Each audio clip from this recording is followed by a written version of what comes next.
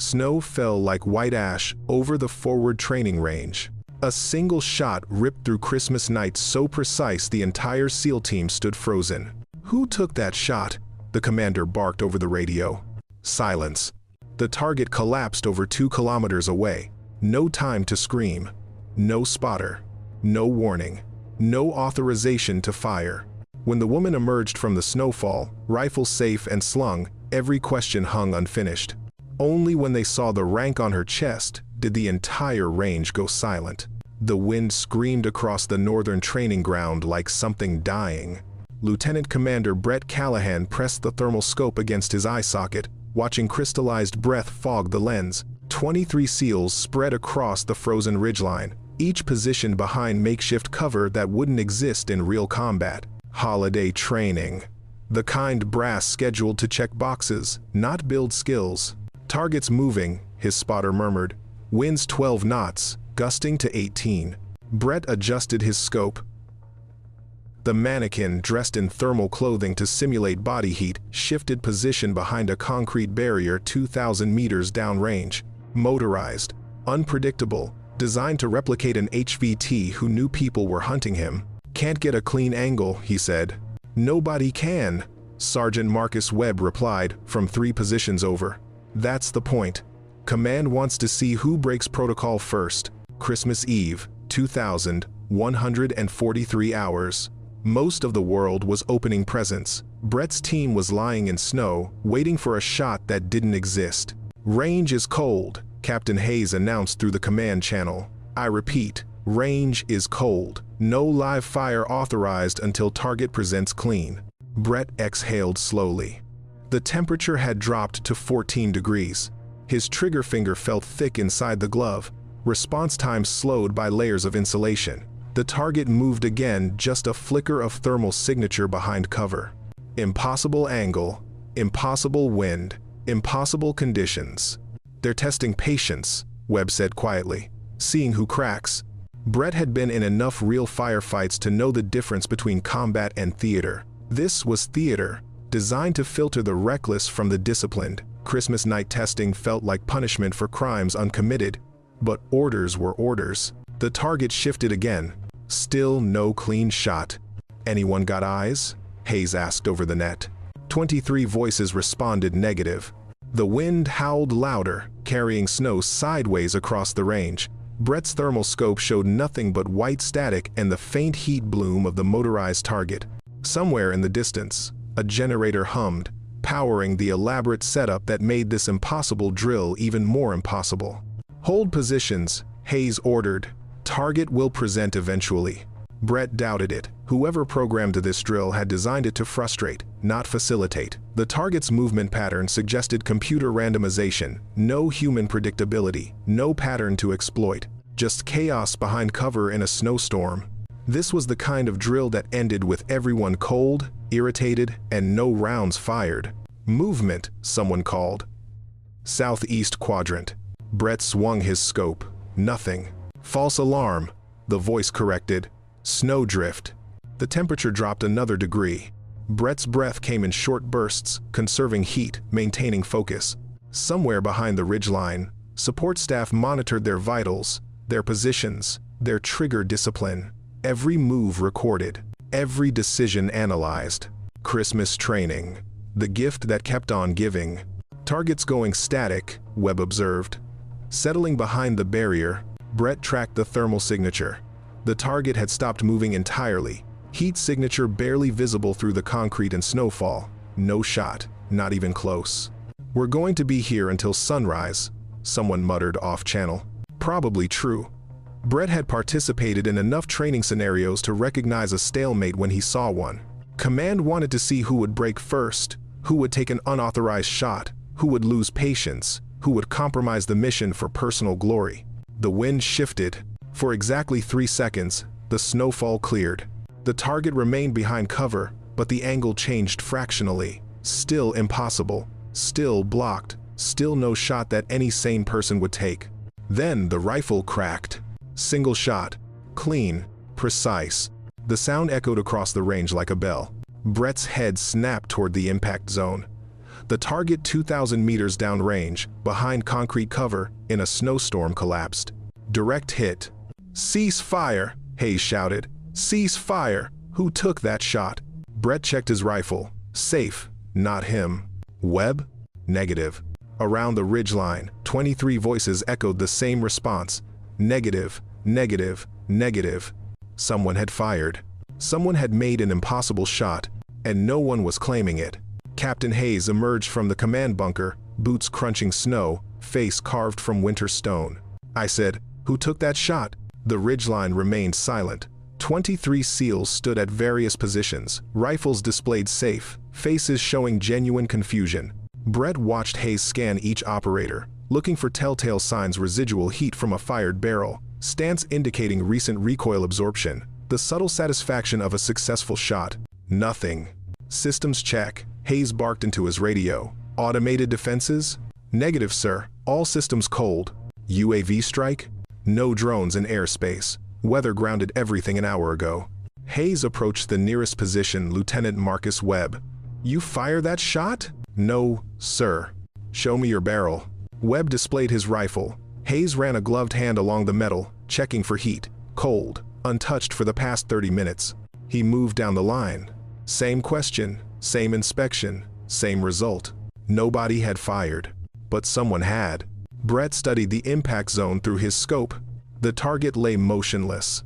The hit-precise center mass, perfectly calculated for wind, distance, and the fractional angle that had existed for barely 3 seconds.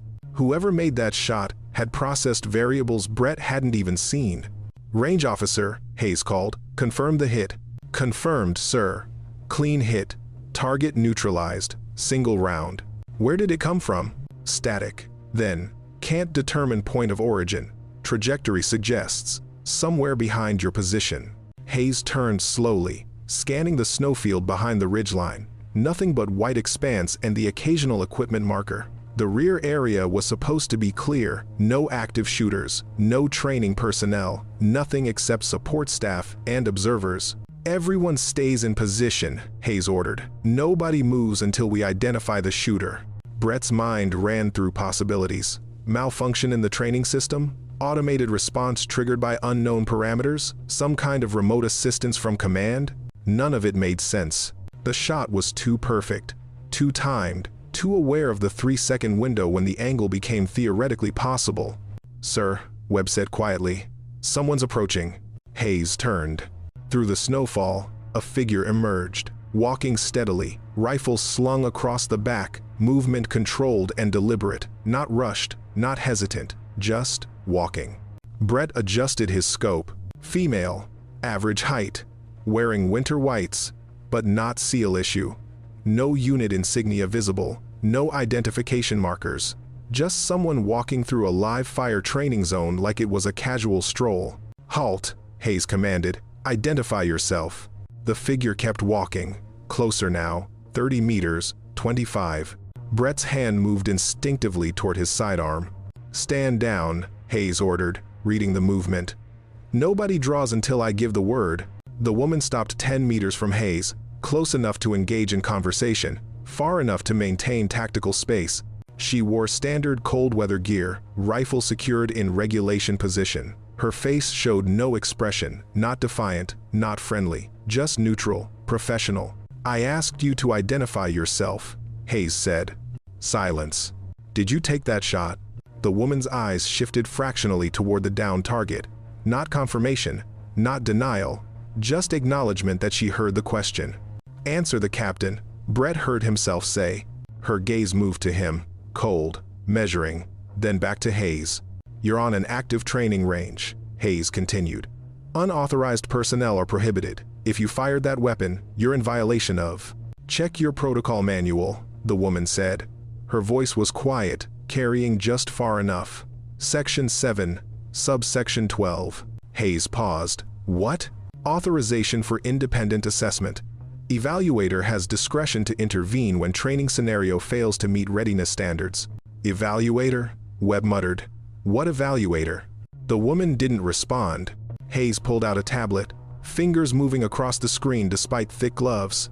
His face went through several expressions: confusion, recognition, disbelief. You're telling me you're... Check the credentials, she interrupted. Hayes stared at the screen, then at her, then back at the screen. Everyone, he said slowly. Lower your weapons. Sir? Brett asked. Lower your weapons. The command rippled down the line. 23 rifles dropped to safe positions. The woman reached up, slowly, and unzipped her outer jacket.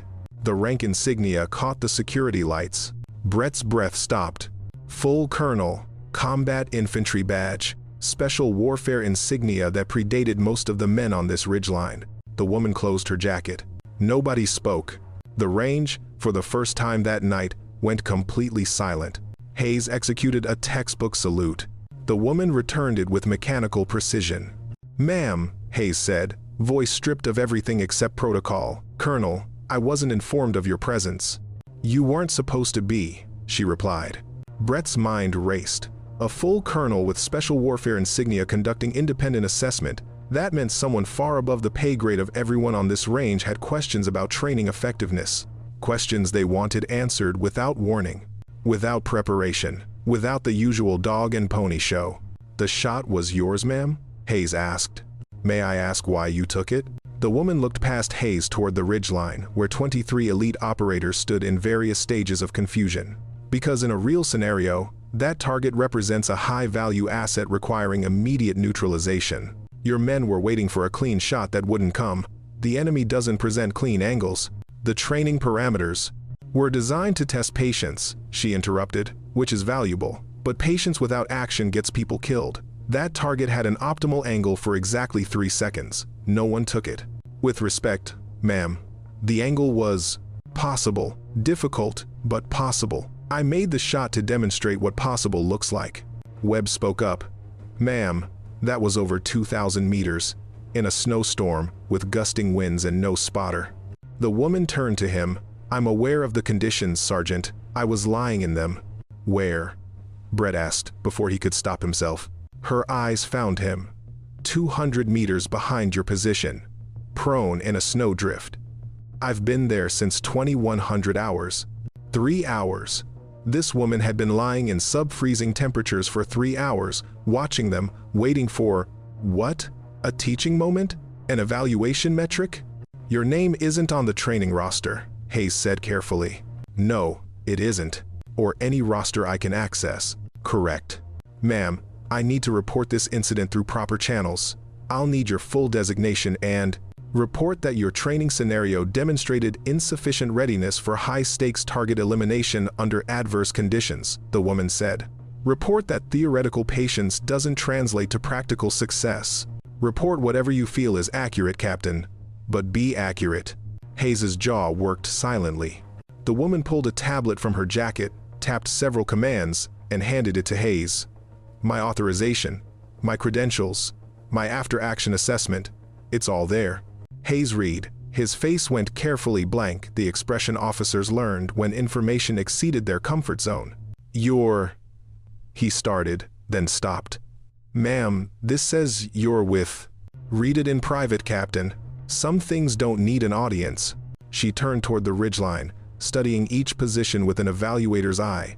Brett felt her gaze pass over him like a scanner, measuring, assessing, filing away data. Your men are skilled, she said, well-trained, disciplined, but they're trained for scenarios where rules apply and patience pays off. Real combat doesn't work that way. Sometimes, the shot appears for 3 seconds. You take it, or people die.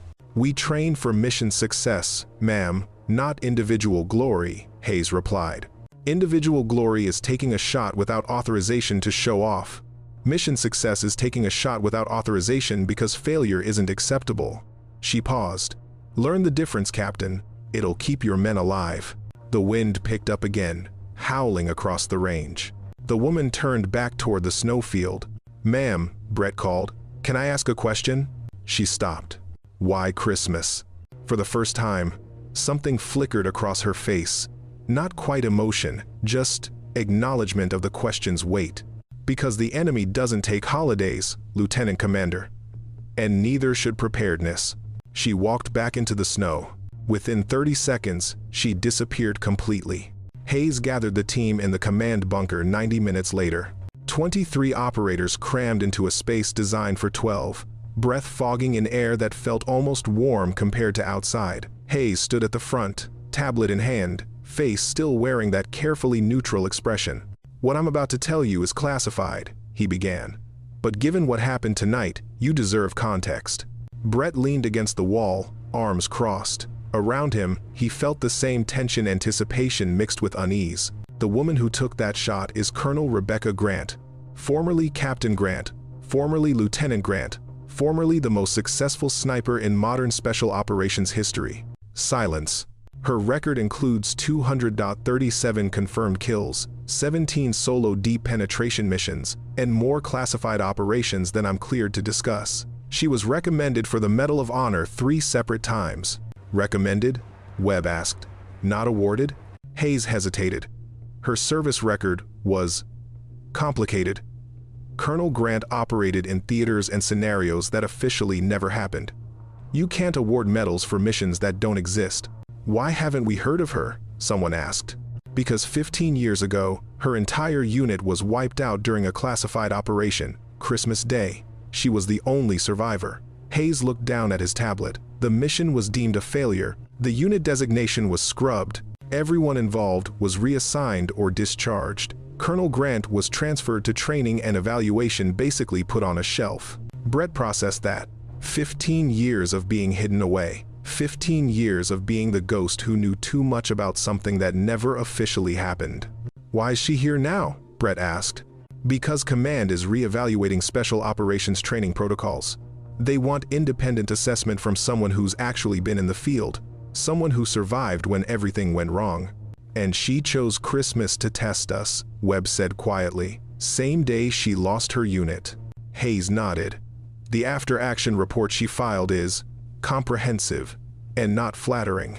She documented 17 critical decision points during tonight's exercise where real-world conditions would have resulted in mission failure or casualties. 17? Someone protested. We followed protocol. Protocol designed for controlled scenarios, Hayes interrupted. She's arguing we're training for exercises, not combat.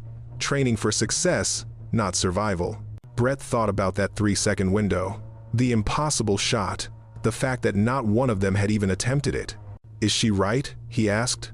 Hayes set down the tablet. I don't know, but I know she made a shot tonight that none of us saw.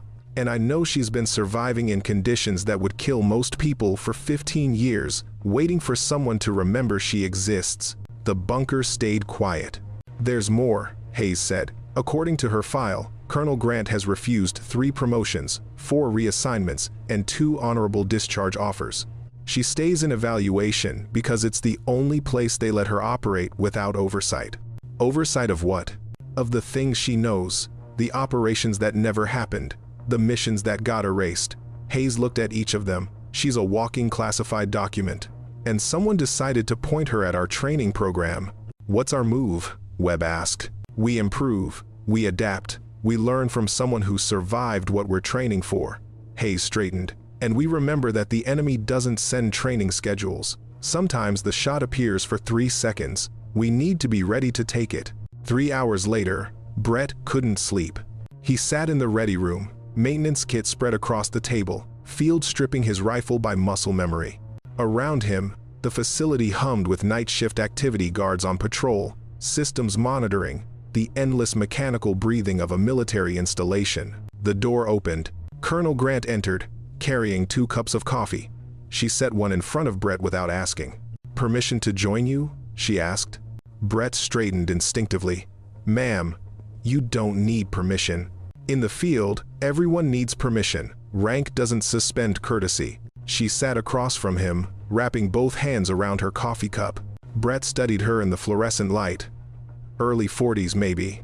Face that had seen sun and wind and cold. Eyes that tracked movement even in a secure room. Hands scarred in ways that suggested combat, not training. That shot tonight? Brett said. How did you see the angle? I didn't see it. I calculated it. She took a sip of coffee. Wind direction, target movement pattern, structural analysis of the barrier. The angle would present eventually. I waited. 3 hours in sub-freezing temperatures. I've waited longer in worse conditions. Brett reassembled his rifle, hands moving automatically. Captain Hayes said you lost your unit 15 years ago, Christmas Day. Her expression didn't change, but something behind her eyes shifted. He gave you the edited version. There's more? There's always more. She set down her coffee. My unit was designated for a surgical strike on a high-value target in hostile territory. We had 3 snipers, 2 spotters, and a tactical support team. Perfect insertion, perfect positioning.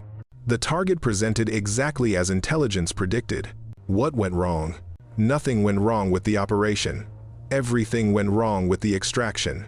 Her voice remained level, clinical. Intelligence failure. The enemy had counterintelligence that predicted our exfiltration route. They were waiting. Christmas morning, 0500 hours. We walked into an ambush. Brett stopped cleaning his rifle. I was rear security, covering our 6. I saw them first militia fighters, at least 30. I called the alert, but we were already bracketed. No cover, no backup, no extraction possible. She paused. I made a choice. I stayed to provide covering fire while the team ran. I figured I could hold them long enough for everyone to reach the rally point. You held 30 fighters alone? I held them for 7 minutes, long enough for my team to reach the extraction vehicle. Her eyes focused on something Brett couldn't see. Then the enemy brought up RPGs. The vehicle was armored, but not against that kind of firepower. Direct hit. Everyone inside died instantly. The room felt colder. I survived because I stayed behind, she continued, because I made the call that saved me and killed them. Command reviewed the mission and determined that I'd acted correctly, followed protocol, made tactical decisions within operational parameters. Then they sealed the file and reassigned me to training. Because someone needed to be held responsible, and dead soldiers can't answer questions. Because the intelligence failure that set us up came from somewhere high enough that it needed to be buried. Because I was the survivor, which made me the problem. She picked up her coffee again.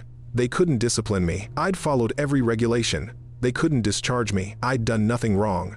So, they archived me. Put me somewhere I couldn't talk to the wrong people about what really happened. Brett absorbed that. And every Christmas since, I remember that staying alive cost them everything. That following protocol meant abandoning my team. That survival feels a lot like failure. That's why you took the shot tonight. I took the shot tonight because I've learned that perfect conditions don't exist in real combat. You wait for the clean angle, you wait forever. You wait for permission, people die. Sometimes you have 3 seconds to make a decision that determines if everyone comes home. She stood, leaving the coffee cup on the table. Get some rest, Lieutenant Commander. Tomorrow, the real training begins. She walked to the door, then paused. And Brett? That shot tonight, the one none of your men saw? In a real scenario, that's the enemy sniper who kills your entire team before you realize they're there. Learn to see the impossible angles. It's the only way any of us survive. The door closed behind her. Brett sat alone with his rifle and too many questions. Outside, snow continued to fall on Christmas morning. Dawn broke cold and pale. Colonel Grant stood at the range, setting up targets at impossible distances. Brett watched her move with practiced efficiency, no wasted motion, no hesitation. Each target placed with mathematical precision. The SEAL team assembled at 0600, geared up and awake despite minimal sleep. New training protocol, Grant announced. Forget everything Captain Hayes taught you about patience. Today we learn about recognition. She pointed down range. 7 targets, distances ranging from 1,500 to 3,000 meters. Various angles, various cover situations, wind conditions deteriorating throughout the day. She checked her watch. Each target will present an optimal firing angle for exactly 5 seconds. Miss that window, you fail. Ma'am, Webb spoke up, that's not realistic. Real combat allows for nothing, Sergeant. The enemy presents when they choose, disappears when they choose. You adapt to their timeline or you die waiting for yours. She handed out tablets to each operator. These contain sensor data, wind speed, temperature gradients, barometric pressure, Coriolis effect calculations, everything you need to make the impossible shots. Learn to process it fast enough to matter. Brett studied his tablet. The data overwhelmed too much information, too many variables. In a real firefight, nobody had time to analyze this level of detail. "Ma'am," he said, "this seems designed to force you to make decisions faster than comfortable." "Yes." Grant chambered a round in her rifle. "Watch." She settled into prone position, scope raised, breathing controlled. 30 seconds of absolute stillness. Then she fired. 2,200 meters downrange, a target dropped. "Window was 3 seconds, she said, standing. "I use 2. The other second is margin for error. Never use your full window, always leave room for adjustment." She gestured to the range. "Line up. First target presents in 90 seconds. Whoever takes it successfully moves to the next station. Everyone else starts over." 23 operators scrambled into position. Brett found his spot, tablet propped, where he could glance at data while maintaining sight picture. The numbers scrolled too fast. Wind changes, temperature shifts, target movement predictions. 60 seconds, Grant called. Brett forced himself to focus. The target was at 1,600 meters, partially obscured by a concrete barrier. Wind gusting from the northwest. Temperature gradient creating mirage effects that would distort the scope picture. 30 seconds. His breathing slowed automatically. Finger on the trigger guard, not the trigger itself. Safety off. First pressure applied. Target presenting. Brett saw it, a flash of thermal signature, barely visible through the barrier. The angle was wrong, still blocked, still impossible. Then, the target shifted. 3 degrees left, suddenly visible, suddenly vulnerable. Brett processed the data on his tablet in fractional seconds. Wind compensation, elevation adjustment, leading the target's movement. He fired. The target remained standing. "Miss." "Reset," Grant ordered. "Next shooter." Brett watched Webb take position. Watched him wait. Watched him fire the instant the target presented. "Good," Grant said. "Next station." The day progressed like that, target after target, window after window. Some operators adapted quickly. Others struggled, missing windows, overthinking angles. Brett failed 3 more times before finally connecting on target 5. By 1400 hours, only 7 operators had successfully engaged all targets. Grant called them together at the command bunker. "What did you learn?" she asked. "That we're not as good as we thought," someone muttered. "Wrong answer.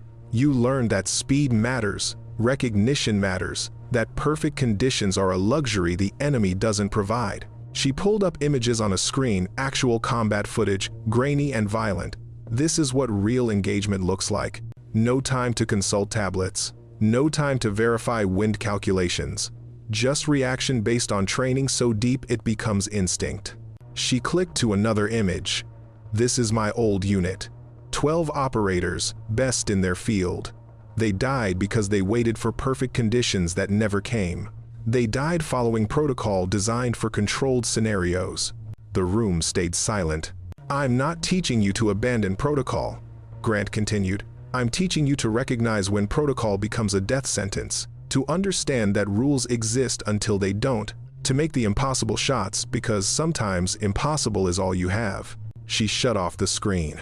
"Tomorrow, we run it again. Faster windows, worse conditions, no tablets, just you, your rifle, and the 3 seconds that determine everything." The alarm screamed at 0347. Brett rolled out of his rack, instantly awake, reaching for gear. Around him, the barracks erupted into controlled chaos. Operators, dressing, checking weapons, moving toward the assembly point. "This is not a drill," the PA system announced. "All personnel to stations. This is not a drill." Hayes met them at the armory. "Hostile UAV detected penetrating our airspace. Intelligence suggests reconnaissance for a larger ground assault. We're now in active defense status." Brett's hands moved automatically, checking his rifle, verifying ammunition, testing communications equipment. Training took over, muscle memory bypassing conscious thought. "Colonel Grant?" Webb asked. "Already in position," Hayes replied. "She took overwatch on the eastern ridge 10 minutes ago. They deployed in darkness, moving through snow that had intensified overnight." Brett's night vision showed green-tinted world, shadows and movement but no clear threats. His radio crackled. "All stations, this is Overwatch." Grant's voice, calm and clinical. "UAV confirmed at bearing 035, altitude 400 meters, Predator class, armed." moving to engage. Brett reached his assigned position, a sandbagged fighting hole with clear sight lines east and south. He scanned his sector, looking for movement, finding nothing but snow and darkness. Overwatch. Ground contact. Another voice called. Multiple hostiles approaching from the northwest. Count is 12, 15, 20. All stations, weapons free, Hayes ordered. Engage at will. Brett swung his rifle northwest. Through his scope, thermal signatures appeared human forms, moving with tactical precision, using cover, advancing in coordinated patterns. Professional, organized, dangerous. He acquired a target, adjusted for wind and distance, and fired. The figure dropped. Around him, the night exploded into gunfire. Muzzle flashes lit the darkness like strobe lights. Tracer rounds arced across the range. Orders shouted over the radio, overlapping, urgent. Northeast sector, additional contacts. Fall back to secondary positions. Where's that UAV support?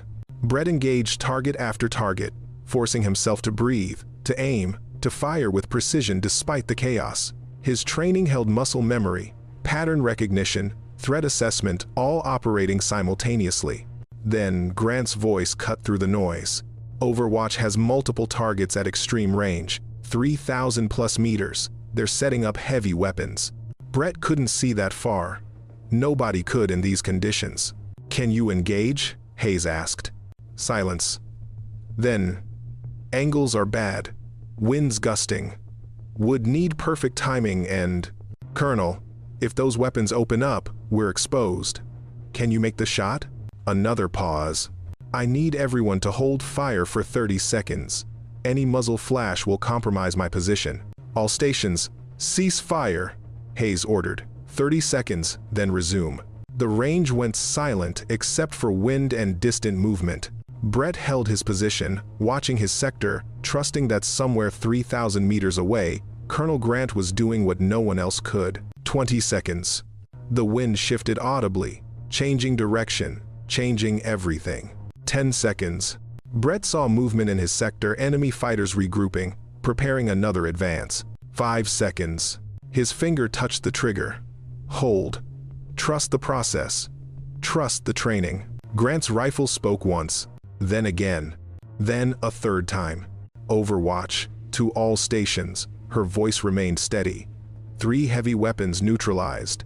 Enemy command element eliminated. Remaining hostiles are fragmenting.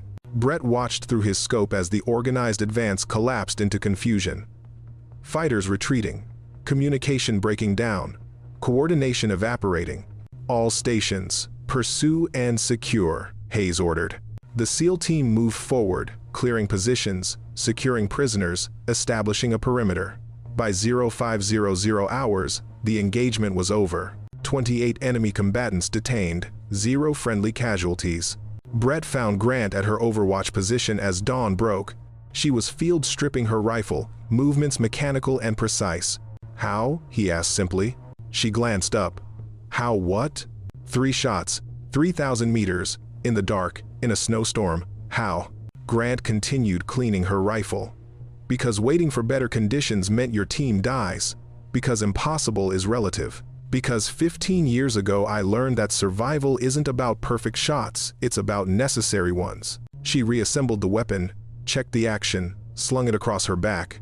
And because sometimes Christmas comes early, Lieutenant Commander, sometimes you get a second chance to do it right.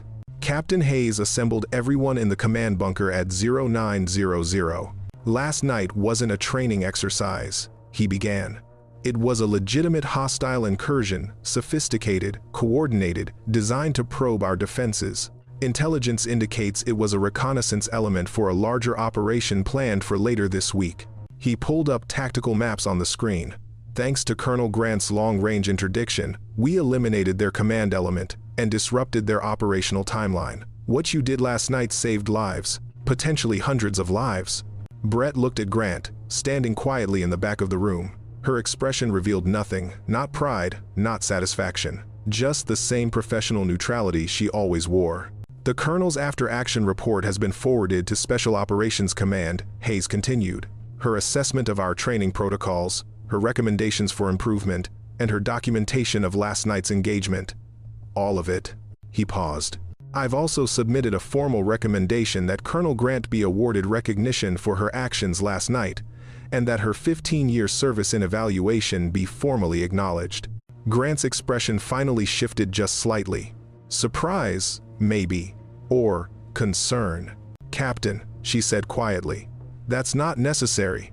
Ma'am, with respect, it's overdue. Your service record has been buried long enough. What you did last night, what you've been doing for 15 years, deserves recognition. Recognition doesn't change anything. It changes how we remember. It changes what we learn. It changes who we honor. Hayes looked at the assembled team. This woman saved your lives last night. Not through luck, not through circumstance, through skill earned over decades, through experience bought with blood, through dedication that never wavered even when everyone forgot she existed. The room stayed silent. Grant stepped forward. Captain Hayes, I appreciate the sentiment, but I didn't do this for recognition.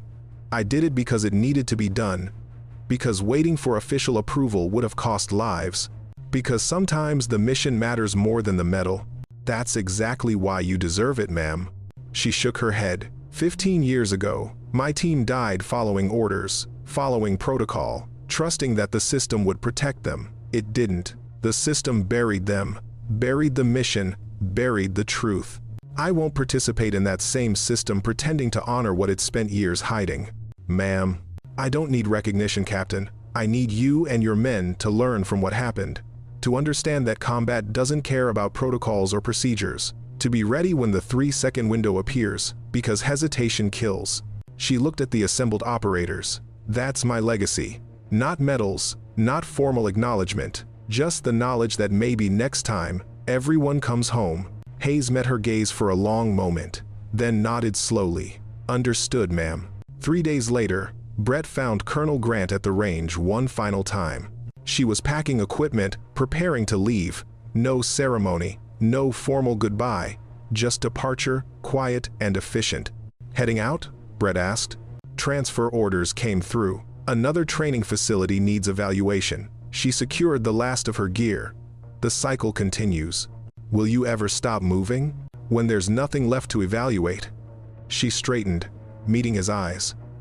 Or when someone finally figures out that keeping ghosts around is bad for morale? Brett hesitated, then spoke. What really happened 15 years ago? Grant paused. I told you. Intelligence failure. Ambush. Everyone died except me. That's the official version. What's the truth? She studied him carefully. Why does it matter? Because you're teaching us to see through the lies we tell ourselves, to recognize the difference between protocol and survival. I figure you're owed the same courtesy. Grant was quiet for a long time. Then, the truth is that someone in command sold us out, deliberately fed bad intelligence, ensured we'd walk into that ambush. My team died because we were inconvenient. We knew things that powerful people wanted buried. And you survived. I survived because I broke protocol, because I didn't trust the extraction plan, because some part of me knew something was wrong. She looked away. But I didn't trust it enough to save anyone else. I second-guessed myself, followed orders, and they died for it. That's not your fault. Fault doesn't matter. Result matters. They're dead. I'm not. Every day since, I've tried to make that mean something. Teaching others to break protocol when necessary. Teaching others to think, to question, to understand that survival sometimes requires disobedience. She picked up her rifle case. The system wants obedient soldiers. I'm trying to create survivors. There's a difference. Brett extended his hand. Thank you, Colonel. For the training, for the truth, for last night. She shook his hand firmly. Thank you for listening, Lieutenant Commander. Most people don't. She turned toward the waiting vehicle. Colonel? Brett called. What do we call you? How do we remember this? Grant paused at the vehicle door. Just remember the shot, she said quietly. The rest doesn't matter. She climbed in, and the vehicle drove away through falling snow. 1 year later, Brett Callahan stood on the same range, watching the same impossible training scenario unfold. Different team, same conditions, same designed frustration. But something had changed. When the 3-second window appeared, A young operator named Patterson took the shot without hesitation. Perfect calculation, perfect execution, perfect result. Good, Brett said over the radio. That's how it's done. After the exercise, Patterson approached him. Sir, how did you know I should take that shot?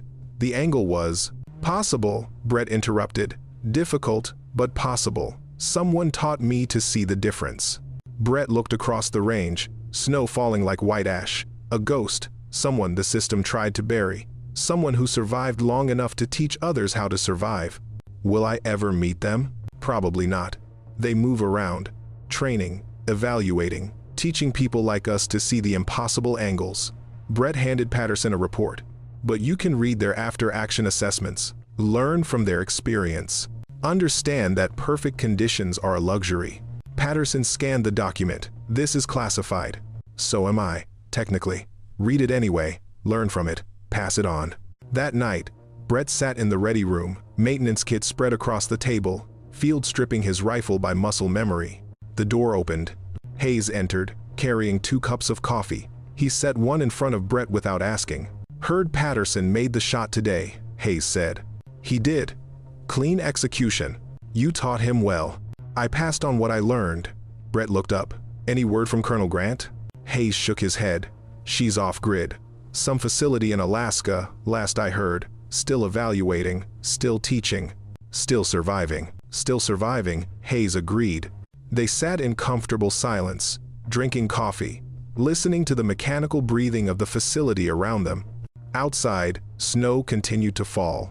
Somewhere in the darkness, Brett imagined a lone figure lying prone in freezing temperatures, watching, waiting, calculating impossible angles, teaching others to see what the system couldn't, honoring the dead by keeping the living alive. No medals, no formal acknowledgement, no place in official history. Just the shot that needed to be taken. Just the truth that mattered more than protocol. Just survival earned through skill, paid for with blood, taught with dedication that never wavered. The coffee grew cold. Brett reassembled his rifle, checked the action, set it aside. Tomorrow, another training evolution. Another impossible scenario. Another chance to teach operators to see the 3-second window that determined everything. Grant had been right. Recognition didn't matter. The shot mattered. The lesson mattered. The survivors mattered. Everything else was just snow falling on Christmas morning, beautiful, cold, and ultimately temporary.